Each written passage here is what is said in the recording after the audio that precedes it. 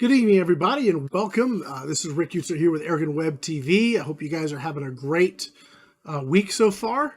I don't know what you're seeing on the screen there. It's a bit of a lag. So when it says go live, I just start talking. So hopefully you guys are getting the show. Apologize again. I'm a little bit late tonight. I realized about half an hour before the show that I had replaced my computer this week, and yeah, and none of the software I used to do the broadcast was loaded. So I had to really quick create my thumbnail, get the show set up, and then load all the software and reboot and all that kind of fun stuff. So I apologize. We're running a wee bit late today. I don't know if you guys saw the thumbnail image. I'm going to throw a picture up here. Let's see, how can I do this for you? I'm going to go over here. Goodness, what's the best way for me to do it? Okay, so I'm going to, real quick, I'm going to go over here, images. I'm going to pull up my folder here. I'm going to show you guys. I had a picture of this up last week, but I actually got a chance to do some shooting with it. So I figured, why not go ahead and, here it is. Why not go ahead and show you guys this really cool little air gun, because it is pretty awesome. So this is the Brocock Ranger, and I hadn't really broken it down to this small before. So breaking it down to this tiny little package where it literally fits in a backpack. I mean, it's pretty wild. Let me show you the backpack. It's all in well, I'll show you this picture here. But that's the whole gun down into a little tiny backpack. And I kind of was curious if we talk a little bit about things today on, different airgun form factors. So, what do you guys think? I'm going to put in another layer up here. And camera, here we are. Okay, let me put my ugly mug there. Okay, so I'm curious. Here we are. This is an ultra small form factor. So let's talk a little bit about the limitations, right? We could talk about the benefits. Let's talk about the limitations first. So something this tiny, you can imagine it's going to have some weaknesses in the sense of, and here it is. That's an all fully assembled stock out bipod on 0 dB moderator stuff. But the tank is tiny. So first of all, it's 22 caliber. It's pretty accurate. I was pleased with what I was getting so far. It was super windy when we were shooting the video, so I didn't get to shoot it at 50 yards, and I don't know if it's going to be a 50-yard gun. But we're looking at basically 10 shots, about 18 to 20 foot-pounds, depending on the pellet. And I'm curious, what do you guys think of that type of product? Now, I get that it's not for everybody, but I'm curious what you guys think. Are there folks out there that think that the form factor supersedes some of the performance? And I'm curious. So I want to see in the chat what you guys think about this, because as I was shooting this, I definitely saw the advantage. So like if I am going to be, say I'm going to go out camping, for example, and I don't want to take a ton of stuff with me, and maybe I'm going where I don't have power, and I want to just have, in part of my gear, I have a hand pump or something. Well, this is going to be super easy to hand pump, right? So something that is, that breaks down that small and goes in a backpack, produces about 20 foot-pounds of energy, certainly to me has some advantages. Yeah, I'm not going to get a lot of shots. I'm certainly not going to sit and do, bench rest competition with that. But from a little bug-out backpack gun, I think it's got a lot of advantages. I'm curious what you guys think about it. I know that, again, the form factor is not for everyone, because maybe people want more power, or they want more shots, or who knows what, what you pick your poison, so to speak. But I'm curious as to what you guys think on that. So that's one of the things I want to talk about tonight is form factor. So this is, your basic, micro compact. It's almost like a pistol with a folding stock on it. The other thing we can certainly look at tonight is, yeah, I thought maybe I locked up there for a second. Yeah, just a little time out here. I'm running a brand, and I don't know if this was smart or stupid, and I guess time will tell. But I went ahead when I wanted to build this new computer. I wanted to kind of build something and future-proof myself a little bit. So I've been slowly compiling parts, and I built a the new Intel Alder Lake 12th Gen 12900K with 3070 Ti and 64 gigs of RAM and DDR5 and the whole deal. For you computer guys out there, you know what I'm talking about. And so yesterday I was fighting with the son of a gun, and it was just crashing and blue screening. And, you know, after you spend that kind of money on putting together something, you really don't want to deal with that. And then I realized that I had overclocked the RAM and got it, but it's stable. I think it's stable. It's been working great today. But I say all that, if for some reason it crashes in the middle of all this, I'll be back. I'll reboot and I'll come back and restart the stream. Going back, so Dave's got a good question. I'm going to switch back over here to the last picture we had. We got the okay. By the way, this is called the Brocock Ranger. If you guys didn't know that, let me switch over. So, Dave, I think, yes, you can hunt with it. I think you're going to have to quantify or very, you know, clearly identify what you're going to be hunting. So, rabbit, squirrel, small games. I mean, up close, within 25, 35 yards, raccoon, probably a good headshot, and prairie dogs. You know, just going to want to keep it relatively close because essentially, I was holding it, and it's really a pistol. If you look at the shape, if you look at the size of it, if you just take the stock off and look at it's really a pistol.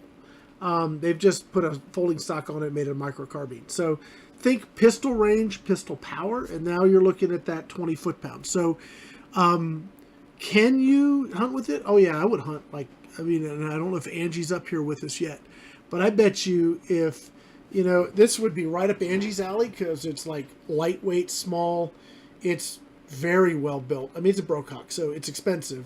Let's get that out of the way. Elephant in the room and all. It ain't cheap. It's expensive. I'm not sure what it goes for. Let me look it up. It's an Airguns of Arizona rig. They sent this to me as part of what I'm going to be doing for them for both GTA and AirgunWeb. So let me see if I can pull this up. And price is relative. I mean, obviously. I don't want to see close. Oh, here it is. Here it is. Yeah, so it's $1,700. It's not cheap, and that's without an optic. So let me switch over. Okay, so you know, this is the package right here. It's just, you see how tiny it's so stinking tiny. Get my ugly mug out of the way. It's just super tiny, right?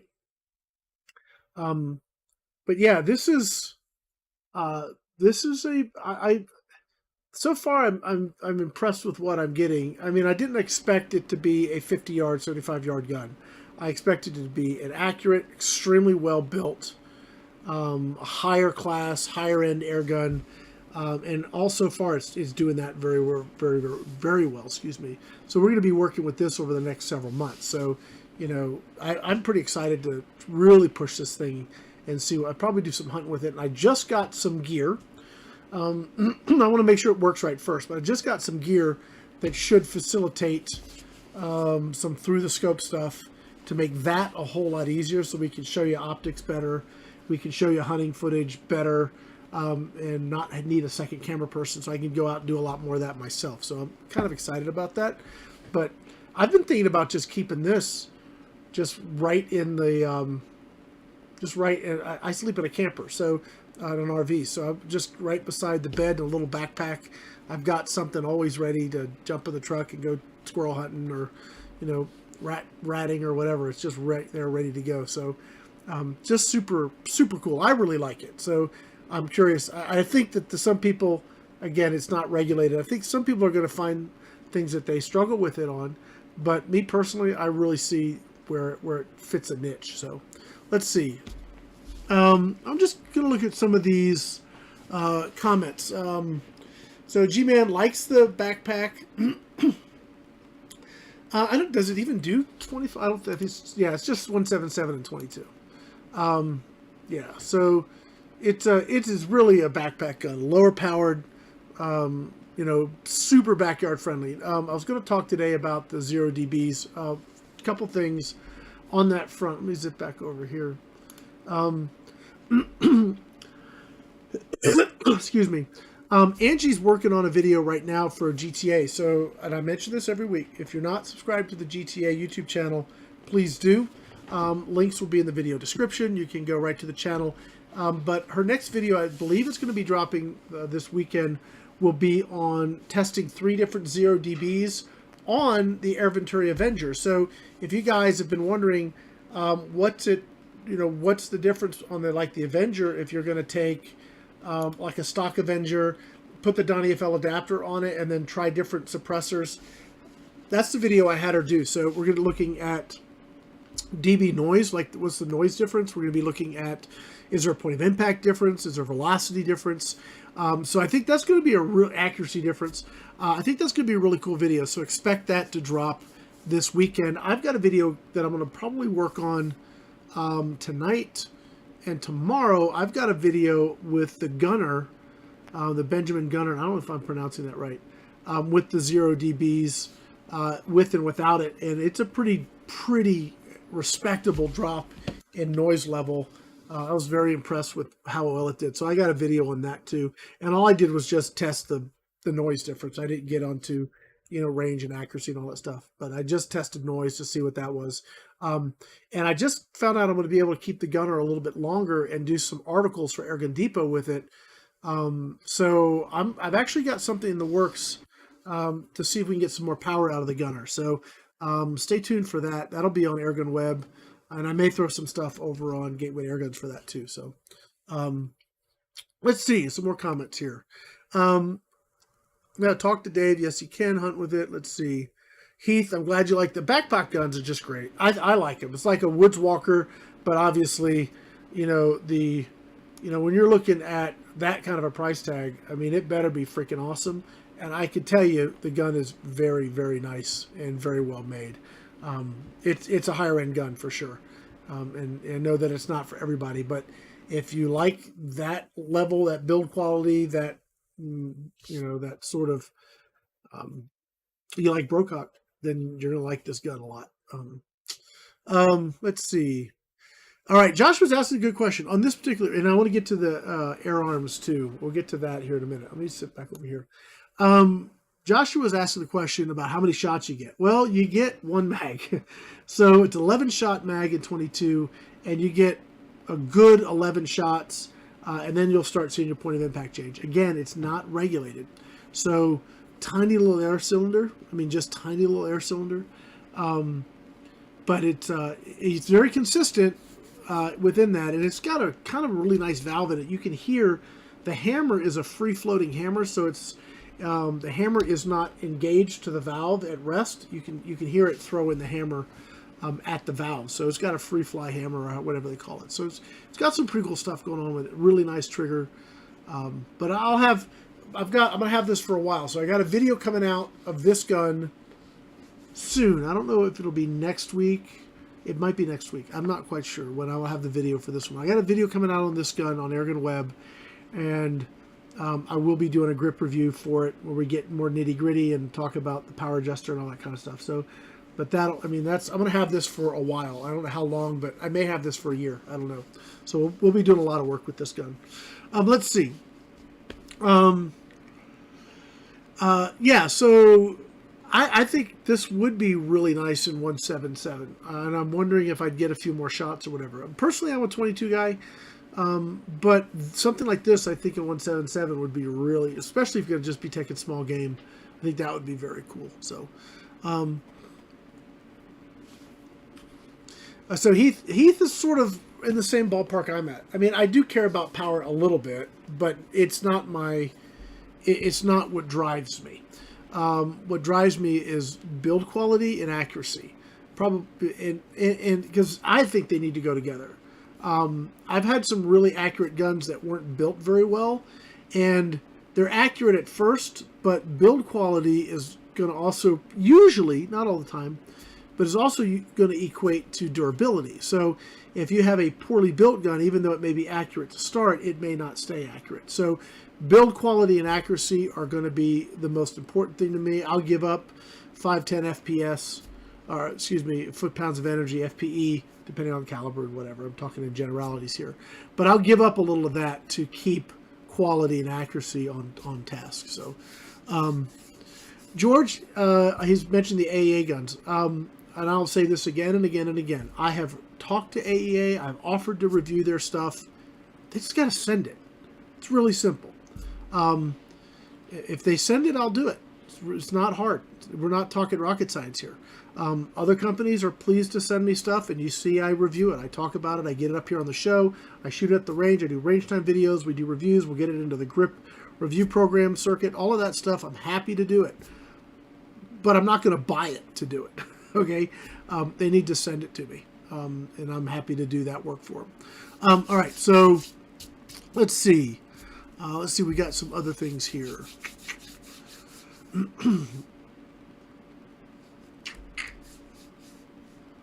Yeah, I mean, Lightspeed, I get it. If that's, I get it. This is probably going to be a hard pass for a lot of people. But for somebody that wants that compact size in a high-end air gun, this definitely fills that particular niche. So it is. Once you get into the sport for a while, especially if, and I know not everybody has the money to do it, so I get that. But once you've been into the sport for a good while and you've shot some really nice air guns, you see the difference. You really do see the difference. This is a good transition to go.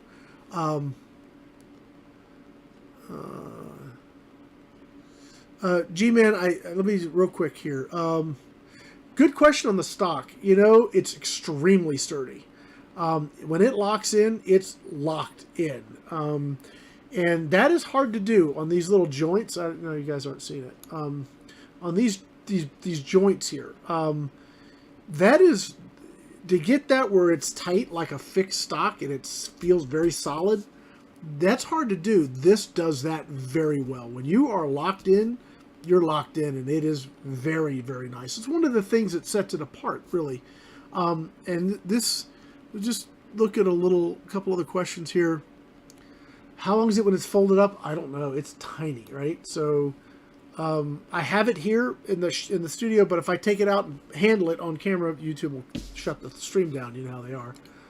Let me just show you how tiny it is, and you guys can get an idea. So that's it. That's the bipod folded backwards, everything. So if that's the scope's hanging off a little bit here. It's not that much longer than the scope. So does that give you something to think about? I mean, it's tiny. It easily fits in the backpack. You don't even have to try and wedge it in the backpack, right? So let me grab a picture of that here. I've got it right here. I think this one's a better picture. So, I mean, plenty of room. So I don't know if that helps, but that is a, anyway, so yeah. Let's see here. Any other questions here?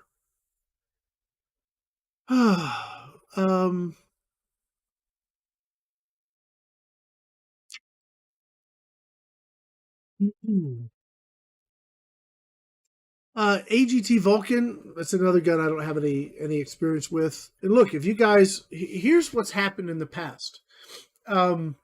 My channel is sitting right at about 86,000 subscribers. I'm looking forward to the day we hit 100,000. So, but I'm sitting right there.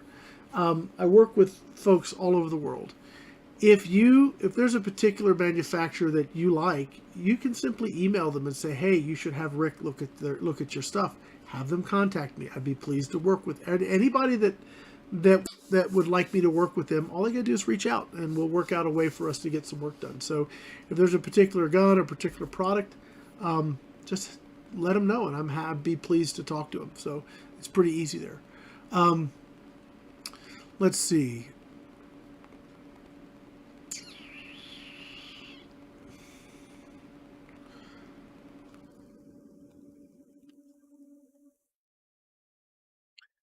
I don't like the UTG bug buster. I've had several.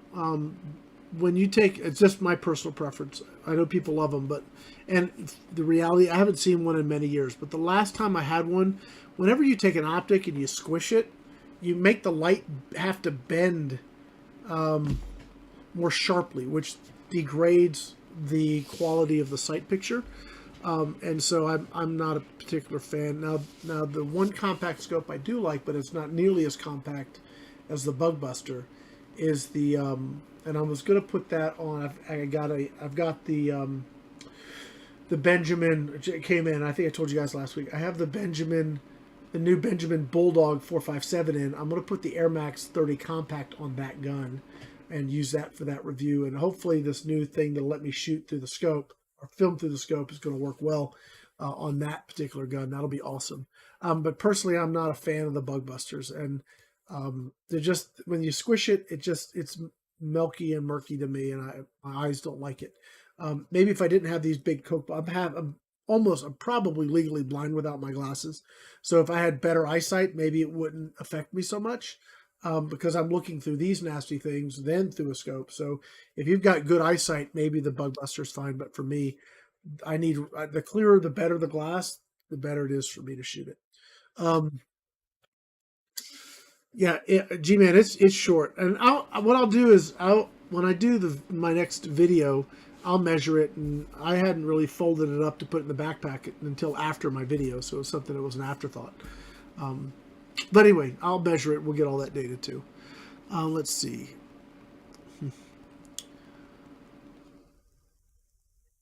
Yeah, Heath, I think you're hitting a point. So let's talk. Before I want to talk about the new FIREARMS Tactical, because that video dropped yesterday, and oh gosh, absolutely gorgeous gun. Oh my gosh, it's expensive, but man, is it built well. But you know, it's interesting. I'll tell you. If you'll indulge me for a minute, I'll tell you an old story. This is going way back. This is when I lived in Vermont. So this is 20 plus years. Okay, 20 plus years. I've been working in the IT industry since 1991. Been building computers since 1992 or 3-ish.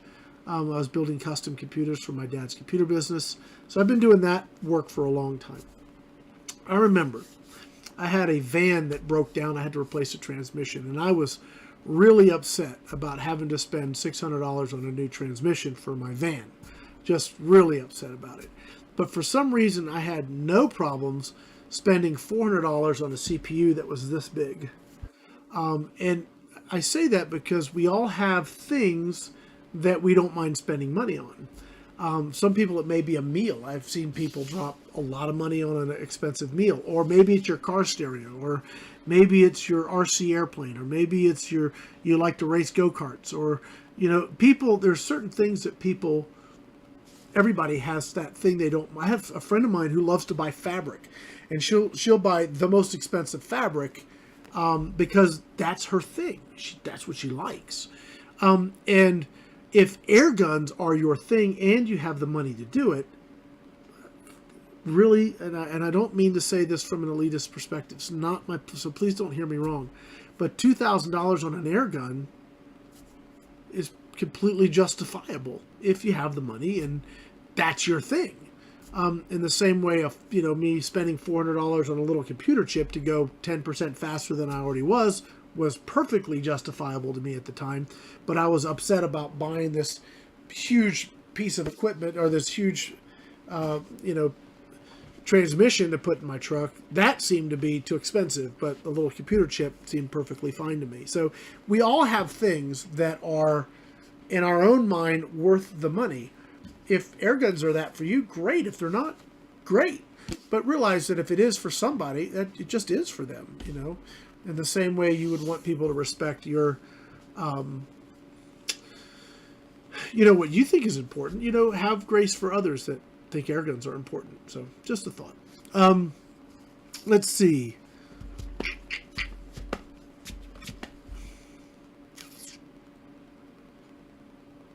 Yeah, Heath, you're talking about things that, I mean, to me, 20 grand on a sword is not anything I would spend.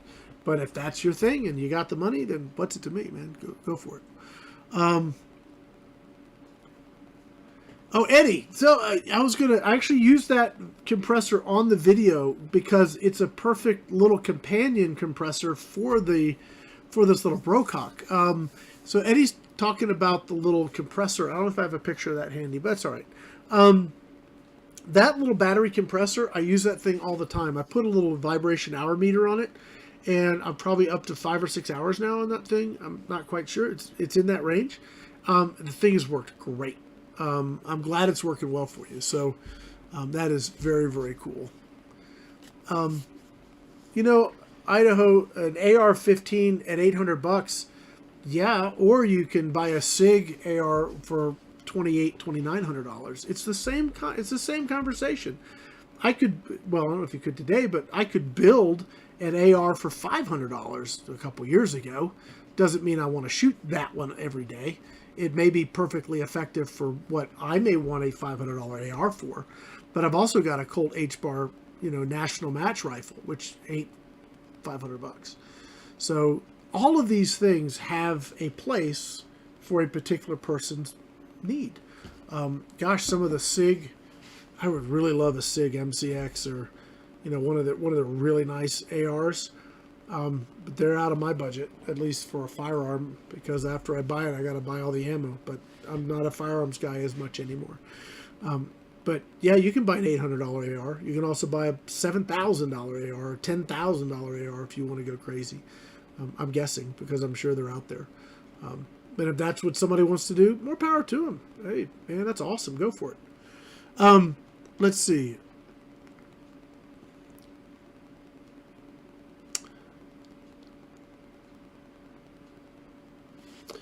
Joshua, I think you're hitting on an important point. And I was thinking about, and I don't know if I can pull this off, right? But, and I want to compare, but in this, I want to compare the JTS guns, because we just did that video on I got the video where I showed the standard and the max JTS. By the way, I talked to Travis today. He's sending me a depinger for the standard, and that's going to be a standard from the factory going forward.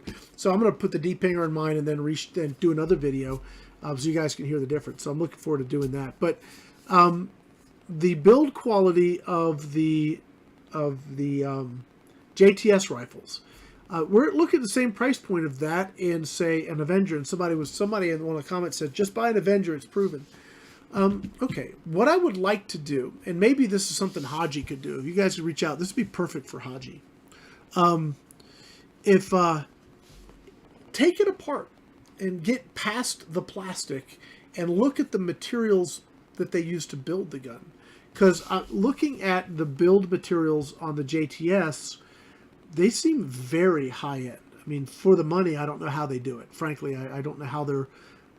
It looks milled. I don't know that I doubt they're milling all of this. I don't know how they do it, but I don't think they're custom milling aluminum block to make these guns. But the build quality in that, and the fit and the finish under the hood is very, very good. If you take an Origin or a Avenger out of the stock and you start looking at it, you're going to see a contrast. It's almost like this. Evanex makes some really nice guns, and I know how Mr. Lee builds them. They're milled, they're just really nice, well built, like their old stuff. The snipers and these things are really, the rainstorms and the blizzards, really well built air guns. If you take a look at, say, a Crawl, which uses like, I'm going back Crawl from a few years ago. If you take a Crawl that has a side power adjuster, sort of like an AirArms, and a cocking lever, sort of like an Evanex. It's like they took those two guns and tried to make something of it. Take it out of the stock and look at the quality of the metal, look at the fit and finish. They're not the same. They look the same, but they are not the same. And that is, I wonder if you take and nothing against the Avenger, nothing against the Origin. Please hear me here. I'm not saying they're bad guns at all. They're built to a price point, however, and I think the longevity at that price point isn't going to be near as long as a gun that is built to, that's built around, that's not, how do I say it? That's not built to price point. that's built more for the sport. And this is where like FIREARMS, and I'm so glad they don't compromise, and they are expensive, especially now. And there's a lot of things that are causing prices to go up, guys. I mean, have you seen the gas pumps lately?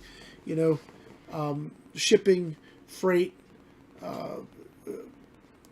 there's just material costs have gone through the roof. It is not the same it was even 6 months ago. So you can expect inflation, material costs, transportation costs to cause a major increase in product cost as we go forward. Things are not going to get cheaper. They're going to get much more expensive. But the FIREARMS tactical that I just shot the video on, I'm going to pull a picture up of that. Hold on. Excuse me. Go here.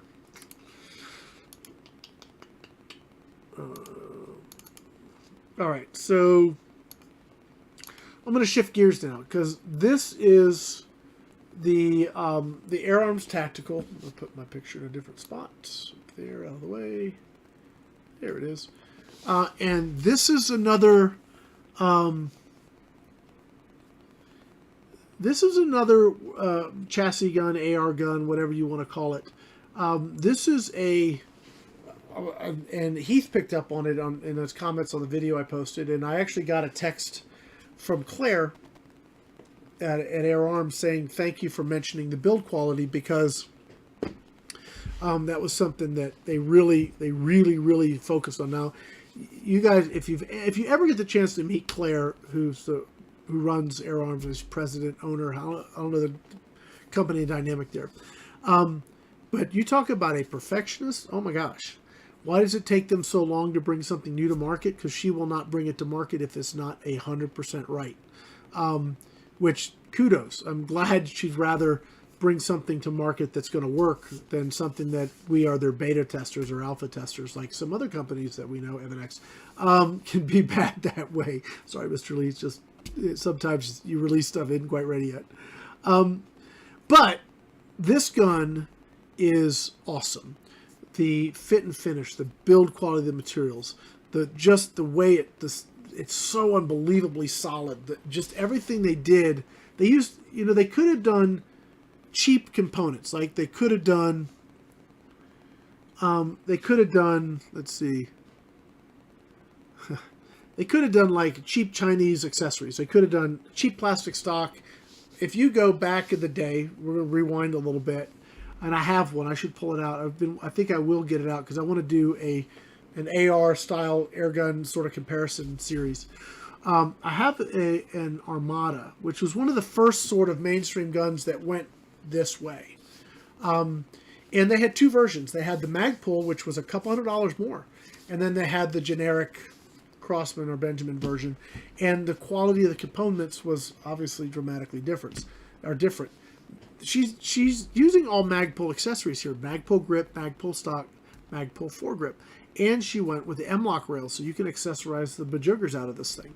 So when you put all that together, yeah, it's gonna raise the price a little bit more. Have you tried to buy an AR stock lately? It's not cheap. An affordable UTG stock right now is $75. I know I buy them for the SWAs. They're expensive. So when you're putting together something and you want it to be quality first, accuracy first, stability first, performance first, and then you price your gun based on what it costs you to live, build it to live, and to market it, it's going to be expensive. And I think other guns are built to, we've got to make this price point, and they just keep reducing the gun until they get to that price point. Doesn't mean it's a bad gun. It's just a gun built to the price point. And there's a dramatic difference in the industry between those two ways of doing business. And both of them fill a very important need. So you take the JTS is built to a price point. They just have a great way of getting guns built very, very affordably through the connections they have. But those guns are going to be, I think, very impressive. Those are going to be very good. Excuse me, the Avenger, I love the Avenger. The Origin, love the Origin. Gauntlet, love the Gauntlet. All of these guns that are sub $500, I really, really like them. Do they shoot as well as an FIREARMS? Not in any universe. They're not in the same class. They're just completely different. Doesn't make them a bad gun, just makes them different and makes them far more affordable for people that want to get into the sport. As you're into the sport, you get into it a little bit longer, you want to shoot something a little nicer, then you have the option of these better guns, whether it's Brocock, Daystate. I'd like to shoot a Raw, FX, all of these. There's so many great air guns on the market these days that are, above the $1,000 price point, that they're all just, well, not all, but most of them are really, really good. So it just comes down to aesthetics and features that you want. All right, let's see if we got any, let's see. Yeah, trying to get out of Cali is a tough one. I'm glad Travis made it out. Let's see.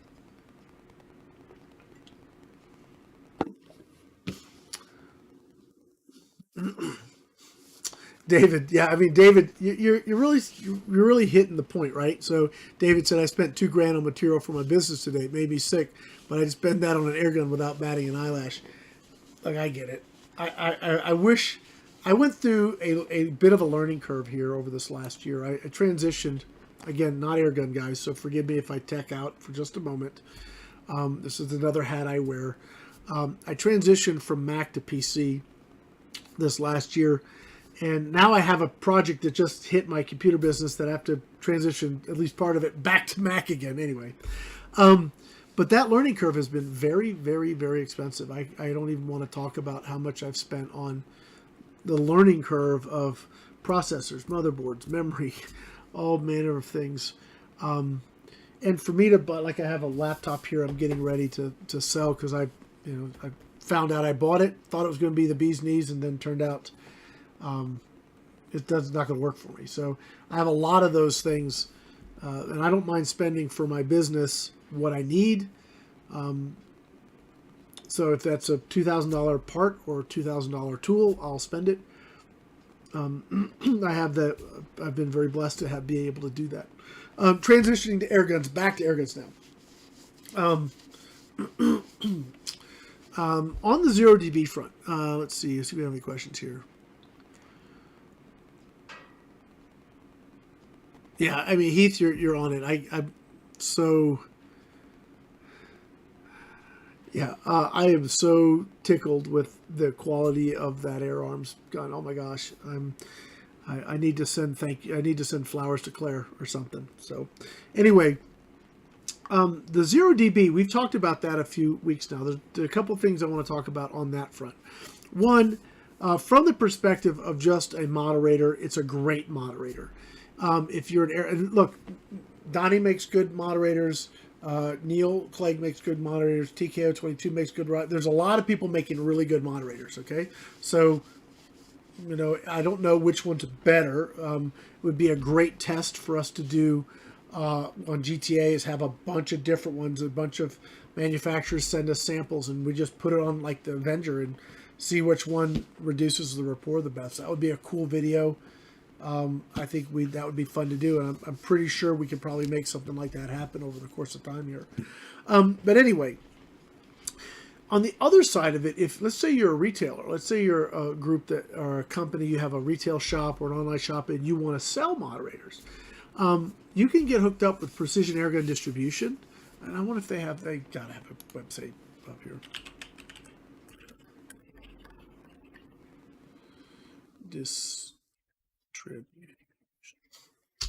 Let's see. Yeah, okay. It's precisionairgun.com. I'll just show you the link.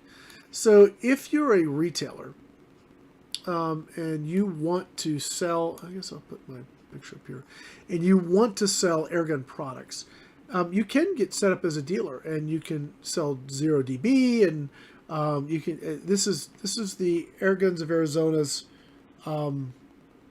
wholesale, like a distributor side. And if I'm going to be fair, let's just go to I don't want to go there. I want to go here. All right, so if you want to sell Air Venturi stuff or Pyramid Air stuff from Pyramid Air's website as a dealer, you can do that too. So if you're a dealer and want to start an airgun business, there's two great options for some great airguns that you can actually have access to at wholesale prices to sell retail. So But I wanted to point out the thing with these guys, because if you're interested in 0dB and having that on the shelf as, you know, for your customers, definitely look them up. If you're looking for just a decent moderator for your airgun, 0dB is a good one. Look, Donnie makes good ones. Again, Neil, TK022, all of these guys make great suppressors. So I'm not trying to say you got to buy this one and these are no good. They all do their job pretty well. But it's just a great 0dBs are good. I like them. I love that they're so compact personally. So anyway, that's just my 2 cents there. But Angie's video on that will be coming out. My video on the gunner and the 0dB, I should have that out here pretty soon. And I've got some specials coming up.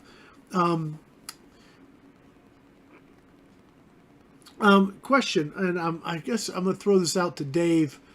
Dave, do you still have the Caden, and does anybody else have the Caden, and how have you liked it long term? I mean, I really like mine, and what I've decided to do is I was kind of going through my Airventory dealer account and saw that they had some Cadens, just a couple of, so I bought what they had. It might have been the last couple 22s.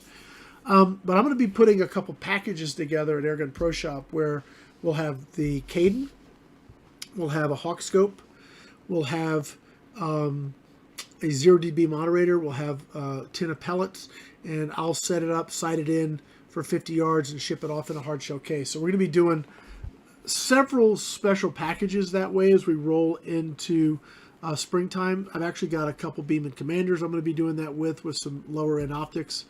I've got you guys have been talking about the Kratos from Benjamin. And I bought a 25 one of those because I just wanted to try it. But we're going to be I'll do a video and probably set that up for sale through the Pro Shop as well. So we got a few custom builds, well, not really builds. We're going to be assembling some packages, let me put it that way, and selling them all ready to go. So I think that'll be kind of fun over the next couple weeks. So expect to see some videos coming out on Airgun Pro Shop for that. It's just another channel if you guys haven't subscribed to there. And if you guys are needing pellets, Airgun Pro Shop, we still have some, and still same rules apply. 2 tins per customer per month, and that's not 2 of each tin, that's just 2 tins. And that has enabled us to be able to continue to service our customers and allow people to keep shooting. So we have some 1813s, some 30s, some 35s. We have some good supply of polymags if you want some polymags. I have a few Hades. I just got a shipment of slugs in, and I just got an email from JSB. I don't know what they sent me, but I have a long-standing back order, so I don't know what they're sort of trickling out, but I have to go check and see what they got. So, but keep an eye. If you guys need pellets, we do have them at airgunproshop.com. So, let's see. We're coming up on 7:30, and I know I started a little bit late, so we're 45 minutes in. I don't know if I told you guys, Hades 177. I don't know if I do, David. I know I wanted some, and I don't know if Joe got me any. And I don't know I don't actually have a packing list of what they just sent, but it's about 40 pounds, so it's not a lot. So we'll see. Another AEA question. Keck, I've let's see.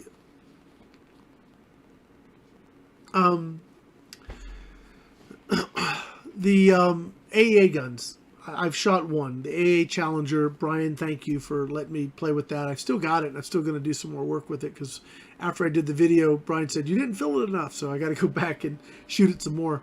I liked it. The trigger was a little heavy. It was a little rough around the edges as far as the aesthetics go for me. But it shot great. Shot really, really well. So I guess we'll see. It depends. I think there are some people that got early AEA stuff that won't touch them with a 10-foot pole. And I think there's some people that are gotten the newer AEA stuff that swear by it. So I don't know. As I said, I'm happy to work with AEA. They just got to call me, and they just got to send me some gear, and I'd be pleased to do some work with them. So it's all on them. It's on their plate. Really, really simple solution here. Let's see. Yeah, it's impossible for me to get everything done here. Okay, so Jacob's got a decent question. Let me see if I can jump in on this one here. Robert, you have a Raptor. I'm curious. Let me know what caliber you have. I just had the new odor of JSAR here last week. In fact, it was might have been last Tuesday. Yeah, it was last week, exactly a week ago. And I've got to shoot the newest model that he's trying to bring out. Materials, just having a hard time getting materials to finish it. All right, let's see. Let's see. So Jacob's asked a question. What scope do you recommend putting on my Gamma Swarm Magnum? If they come back into stock, let me just check and see if I don't know if they have any in stock yet. Let's see. Accept optics. I'm looking at the Gamma website here because their outlook is very good. Now, if you have the Magnum, it's out of stock. So if you have the Magnum, you can use the 4 to 12. If you have the shorter ones, you have to use the 3 to 9. But if that doesn't work, so these are out of stock, and they're great price point, which would be wonderful if they had them in stock. But let's jump over to Hawk real quick. And this is very subjective. So this is just my opinion of what I have used on Springers for the longest time, and I've always been very happy with the longevity and how they've worked for me. So if you have a different experience, that's fine. I mean, everybody has a different experience and not everything's perfect. But this is what has worked for me, and I'm going to show you the Vantage IR. The reason I say Vantage IR, we want IR with adjustable objective. So let's go to I'll show you my favorite one is like the 4 to, they have a 4 to 16 by 50 AO. It's this guy right here.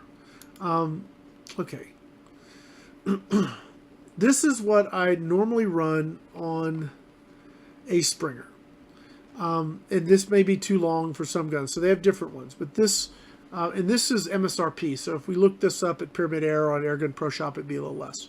But this is what I run. The reason I like this one is it has the etched glass reticle. Boy, that really zoomed in. I didn't need it to. It has the etched glass reticle, which is, it holds up to the recoil better. So versus if you have a wire reticle, that's what tends to break, shift, and whatever. But the etched glass reticle seems to be the key. So any of the Hawk IR class scopes, okay, any of the IR class scopes will have an etched glass reticle. So that is, that is what I go for. Vantage IR is my entry level that I put on a spring gun. So hopefully that's helpful. Let's see. Let's see here. Hey there, Gravy Train. Well, I'm glad you're up here, man. I do the lives every Tuesday. I've been late the last couple of weeks, but next week, we'll kind of talk a little bit about next week. I may have a special guest next week. I got to nail it down. We're going to have a talk this Thursday. But not only will we have a new guest, we may have a new sponsor. So I'm excited about that and introduce you guys. We'll see how it all plays out. But another participant at Gateway to Airguns will get some more products in for testing in the GRiP review program. So we're super pumped on that. If you guys don't know what GRiP is, a lot of you old timers know exactly what GRiP is. GRiP is Gateway to Airguns review program, and it's objective. And it's really not paid for videos in the sense of a company gives us money to look at their gun and we do a video. We do videos. Do we have companies supporting us? Yes, we do. But really I'm leveraging a lot of Airgun Angie out there to do these GRiP videos because she's got she has a different perspective because she's a shooter, she's a hunter.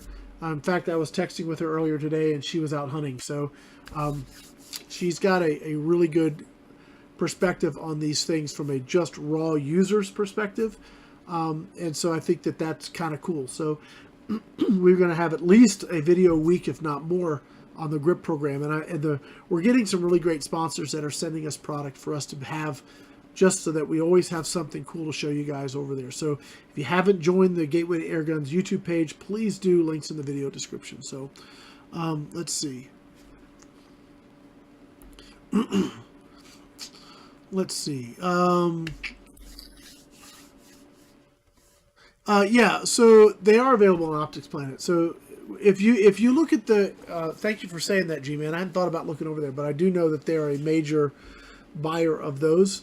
But the Outlook scopes, I shoot them on my Magnum, and I shoot them on my Bone Collector, the Gamma guns, and they've held up really well. I've been very surprised that they've done that well, but they've held up, and I have no complaints. They've really done a good job for me. David, that's a good point, and I need to do that. Yeah, thank you. I will try to make a point of, hey, make sure you visit us live on Tuesday night. But I think we're going to go ahead and start wrapping it up here, guys. Gravy Train, you're talking about the Vector, and I got an email from them. I've had several emails from them, and I really probably need to reach out and get them connected with Angie and GRiP so that she can do some stuff. The same gear, by the way, the same gear I got for myself to hopefully be able to film through the scope and get some scope footage and hunting footage easily, I got for Angie too. So if it works for me, she's going to be able to do a lot more cool stuff and bring us some really cool footage. And I'm super stoked to see how it's going to work out. And I'll find out here shortly how it's going to do, but I'm excited to see how it's going to work. Let's see. I think that's going to be it for tonight, guys. Thank you for watching. Definitely, if you're not a subscriber, please do. We've got AirgunWeb, Gateway to Airguns. I've got a couple other channels that I'm playing with. I'm deciding if we're going to keep them going or not, or we'll just shut them down. But I like segmenting things out so that, like my hunting videos will be on AirgunwebTV, or my particular just generic gear videos may be on Modern Airgunner, for example, and review stuff and range time will be on AirgunWeb. And I like spreading it out so that not one channel doesn't get so completely saturated with content it gets lost in the shuffle. But anyway, I don't know if that's the right way to do it or not. That's what I've kind of tried doing, and I don't know. We'll see if it works.